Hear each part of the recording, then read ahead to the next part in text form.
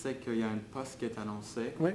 puis ils ont déjà quelqu'un, Oui. mais ils mettent l'annonce déjà. Oui. Est-ce qu'il y a des indices pour savoir... Ce que j'ai dit, quand elle est très spécialisée, l'annonce. Quand c'est très spécialisé? Oui, parce que généralement, quand on a déjà quelqu'un en tête, c'est toujours risqué d'ouvrir une annonce, on est obligé. Hein, c'est la loi canadienne, on est obligé de l'ouvrir. C'est plutôt rare, je peux vous le dire. Ce n'est pas la majorité des cas, c'est plutôt rare. Parce que j'en ai déjà vu 2 depuis... Oui, mais c'est plutôt rare. Ça peut dépendre, mais moi, dans l'université à Concordia, dans l'université, c'est plutôt rare parce qu'en fait, on veut ouvrir les postes parce qu'on va avoir le meilleur candidat ou la meilleure candidate. Mais parfois, il y a des gens qu'on aime beaucoup, qu'on veut garder.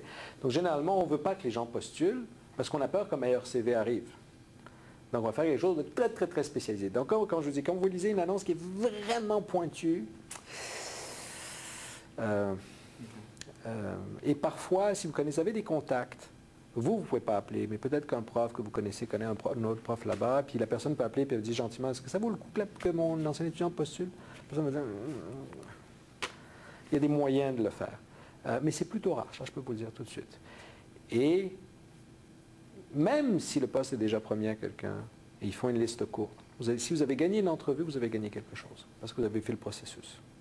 Sachez que une université, malgré ce qu'elle peut vous dire, malgré ce qu'elle puisse vous faire peur, une université n'a aucun intérêt à ne pas vous donner la permanence. Aucun. Parce que vous avez coûté cher, on a mis de l'énergie en vous, on a fait des ateliers pour vous, on vous a donné des dégrèvements, on a tout intérêt à ce que vous ayez la permanence. C'est la pire chose qui peut arriver à tout le monde, aux profs, à l'université, au département. Donc, on va tout faire pour que vous réussissiez. Ça va? Donc, ça, c'est la première chose. Je vous conseille, la deuxième chose que je vous conseille, on va mettre tout de côté. La deuxième chose, regardez la convention collective. Vous avez un collective agreement? Regardez la convention collective. C'est-à-dire qu'une fois que vous êtes embauché à l'université, c'est la première chose que vous devriez faire, c'est ça. Read the collective agreement. Et le doyen va vous le dire. Et généralement, dans la convention collective, on va se dire, vous devez faire ceci, ceci et cela pour la permanence. Ça va être clairement indiqué. Et c'est ça qui compte, c'est ce qui est marqué dans la convention collective. Donc, lisez la convention collective. Troisièmement, demandez conseil. Demandez conseil à votre directeur ou directrice de département. Demandez conseil à un collègue qui est un petit peu plus âgé dans la carrière.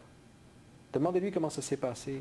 Si vous, dépendant du doyen ou de la doyenne, ou du vice-doyen ou de la vice-doyenne, dépendant de l'université dans laquelle vous êtes, vous demandez-leur conseil.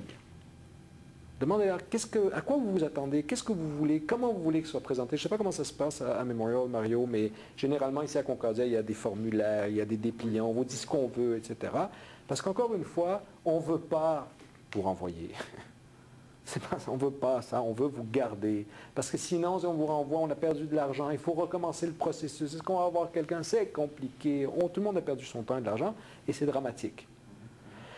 Donc ça, c'est la première. Il faut bien connaître les règles du jeu. Ensuite, bon enseignement, bonne recherche, et vous vous êtes impliqué dans le département. Parce que le bon enseignement et la bonne recherche, tout le monde va l'avoir, et ça suffit pour avoir la permanence. Mais si en plus, vous avez bien travaillé dans quelques comités, ce n'est pas ça qui va faire que vous allez avoir la permanence. Mais c'est ça qui va faire que les collègues vont dire « Ah, il est vraiment bien. Vraiment, c'est une personne qui est bien, elle aide le département, on va tout faire pour la garder. » Parce que généralement, comment ça fonctionne, ça dépend des universités, mais à part l'UQAM, la plupart des universités, comment ça fonctionne, c'est que vous faites la demande au département d'abord. Puis le département forme un comité, et c'est le comité qui fait la recommandation. Il regarde votre dossier, il dit « Oui, Mario, si, ça c'était bien, ça c'était moins bien. » Pourquoi c'est le département? Parce que le département est au courant de toutes les circonstances extraordinaires. Donc, oui, Mario fait du bon travail, mais là, pendant un an, il n'a rien fait parce que, je ne sais pas moi, il est tombé malade pendant un an, il y a eu un problème dans la famille, quelque chose. Le département le sait, ça. Mais il connaît vos qualités, il connaît vos défauts aussi. Donc, ça va du département. Ensuite, le département fait une recommandation à la faculté, donc peu importe la faculté, et c'est généralement ces deux choses-là qui comptent, le département et la faculté. Ensuite, c'est du rubber stamping. Okay? Maintenant, si le département, pour que la faculté aille contre le département, il faut qu'il y ait vraiment quelque chose de moche. Donc, c'est très rare. Ça arrive, mais c'est rare. Alors, si le département est dithyrambique, s'il dit « Waouh, c'est génial ce qu'il fait, il est positif, il fait des bons trucs, etc. », la faculté n'ira pas contre le département. Mais si le département dit « Ouais, ça veut dire un signe à la faculté que on n'aime pas trop la personne. » Donc, si vous faites apprécier de vos collègues, parce que vous avez travaillé pour le département, ben là, vous avez une bonne chance d'avoir la permanence. Mais vous savez, il y a très peu de gens qui ne l'ont pas. Les statistiques montrent qu'il y en a peut-être 2 par année dans une université, puis c'est vraiment... Il faut vraiment faire des efforts pour ne pas avoir la permanence. Il faut avoir du talent, disons, pour ne pas l'avoir. Vous devez avoir à l'université, vous devez être capable d'accepter l'injustice, dans le sens que les choses sont inégales à l'université. Ça, vous devez le savoir. Maintenant, les salaires, par exemple. Dépendant que vous soyez, dépendant de la faculté dans laquelle vous êtes, dépendant de la province dans laquelle vous êtes, dépendant de l'université ou de la ville dans laquelle vous êtes, votre salaire va être très différent. À Concordia, il y a un professeur, un jeune prof comme vous, Mario, va commencer à peu près à 65 000 – 68 000 $ si vous êtes en sciences politiques. Si vous êtes dans la faculté de gestion, GMSB, à John Molson, ici dans cet immeuble, c'est 110 000 $ pour la même personne.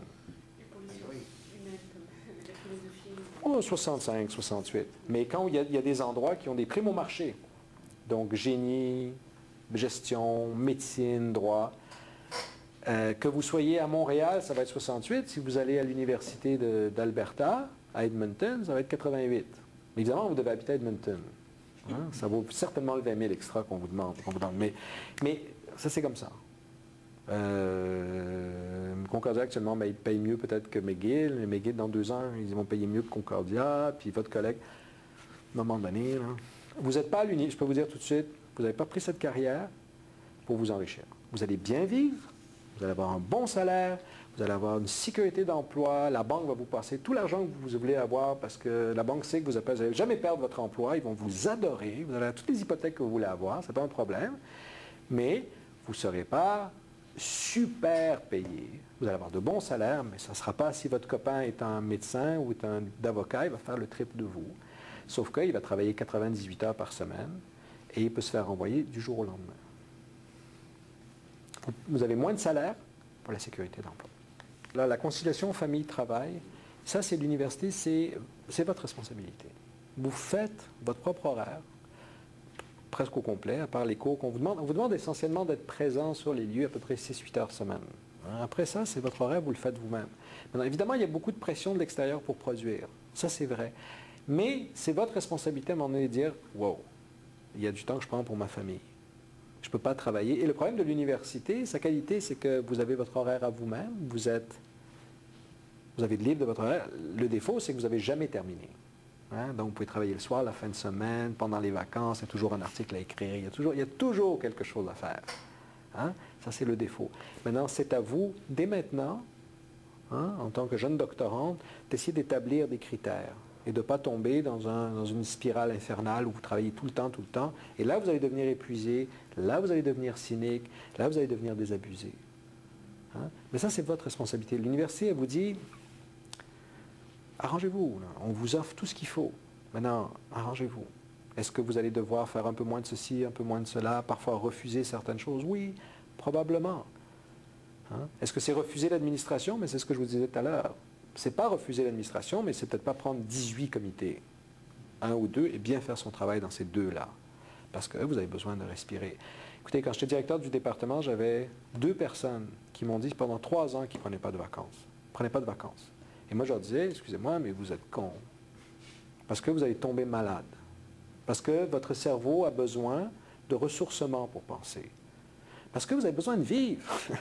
Vous êtes un être humain, vous avez une famille, un conjoint, des amis. Il faut vivre à un moment donné. Et si vous voulez être bon prof, vous devez être un bon être humain équilibré. Et un bon chercheur, il faut être un bon être humain équilibré. Prenez vos vacances, prenez-les. Et n'amenez pas votre ordinateur pendant les vacances. N'amenez pas votre iPhone ou votre BlackBerry. Prenez des vacances loin. Et ça aura toujours le temps de recommencer après. Ça, c'est très important.